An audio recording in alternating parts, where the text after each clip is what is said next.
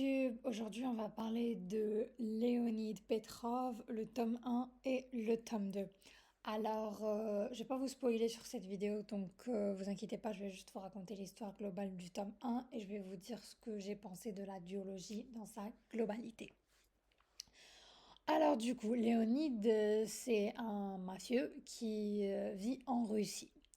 Et par un concours de circonstances, Anna, une jeune américaine, elle est obligée de partir de chez elle pour aller en Russie parce que son père, un véritable tyran avec elle et un homme très très mauvais, on va pas se mentir, l'a forcée à se rendre là-bas pour qu'elle lui récupère ou qu'elle vole un truc que Léonide possédait. Sauf que Anna, elle est danseuse dans la vie de tous les jours. En fait, elle apprend à des filles des chorégraphies parce que son père a un club de striptease et qu'elle l'a convaincue que si elle entraînait ses filles à devenir les meilleures danseuses, son club serait prestigieux, voili voilou. Donc vraiment, elle, c'était ça qu'elle faisait dans la vie. Elle était danseuse et elle aidait les autres filles à danser, avoir plus de fric, malgré qu'elle elle vivait une vie vraiment misérable chez son père, à un tel point que la meuf, elle devait s'acheter ses propres serviettes hygiéniques à un âge très jeune. Et franchement, dès que vous commencez à connaître un peu plus l'histoire d'Anna, on voit qu'elle a perdu sa mère très jeune. En fait, à la naissance même, elle l'a jamais connue. Que son père l'a jamais vraiment aimée parce qu'il la tenait pour responsable de la mort de l'amour de sa vie. Et c'est une fille vraiment qui a vécu toute sa vie en étant bien ancrée dans la mentalité de tu mérites pas d'être aimée. Ce qui est très très triste. Perso, j'ai trouvé. Et Anna embarque dans un avion du coup pour la Russie parce que Léonide est là-bas. Et dans ce vol-là, elle va rencontrer Adriel, le cousin de Léonide. Et il va tout de suite avoir, pas un crush, mais un crush amical, si on veut, sur Anna. Et il va tout de suite l'apprivoiser, l'aimer, vouloir l'aider. Et en fait, heureusement, parce que le jour où Anna infiltre le club de Léonide, du coup, quand elle va pour voler la chose que son père lui a demandé, je me souviens plus de quoi c'était, elle se fait choper, hein. La meuf, elle n'a pas d'expérience à la white collar, hein. Voilà.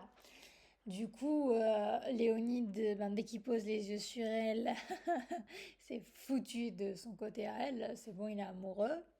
Tu vas plus jamais partir de Russie, ma grande, sauf qu'elle, elle n'est pas au courant de ça, hein. Elle vit chez lui.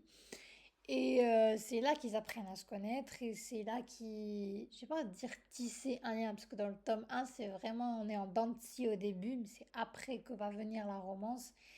Et mon Dieu, c'était trop trop beau. La romance entre Léonide et Anna, trop bien dosée.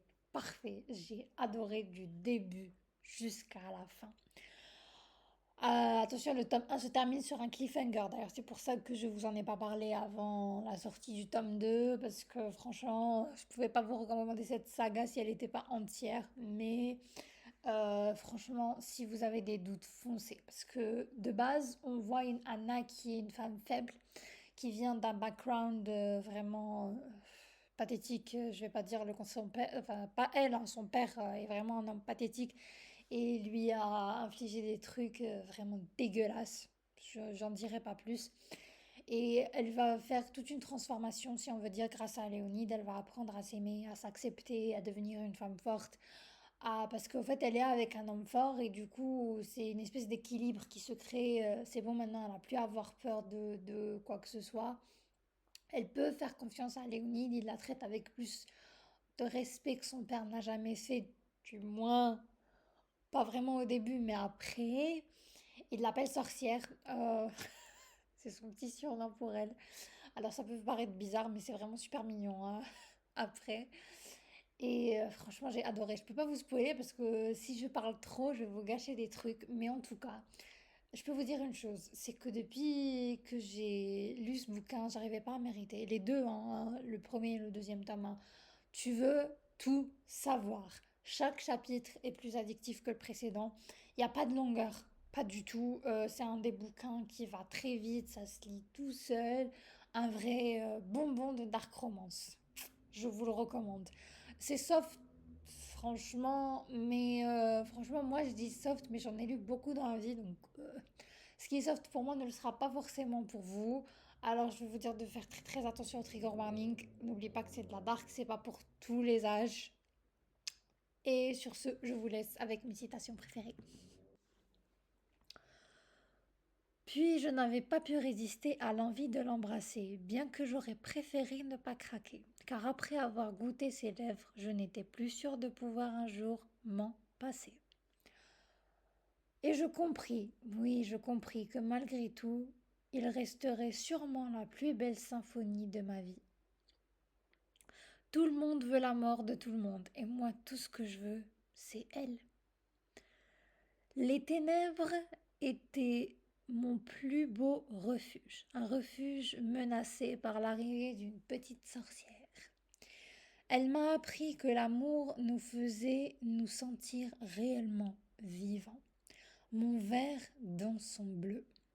Auparavant, je survivais. Désormais, je veux vivre. Mais dans les abîmes des profondeurs les plus sombres, si nous sommes ensemble, alors on ne se perdra jamais. Trésor. Oui, parce qu'il a deux surnoms pour elle, en fait. C'est sorcière et trésor. Et oh mon Dieu que c'est beau. Oh mon Dieu que leur romance est belle. Oh mon Dieu. Enfin, c'est c'est très bien écrit et très bien fait parce que on n'a pas un slow burn, archi slow burn. Et on n'a pas non plus un fast burn en mode où ça va trop rapidement. C'est vraiment le bon dosage de romance, le bon dosage d'action, le bon dosage de dark, bon dosage de nostalgie, de psychologie. Mouah, pépite. Lisez ce livre si vous l'avez pas encore lu ou si vous hésitez, croyez-moi, c'est super.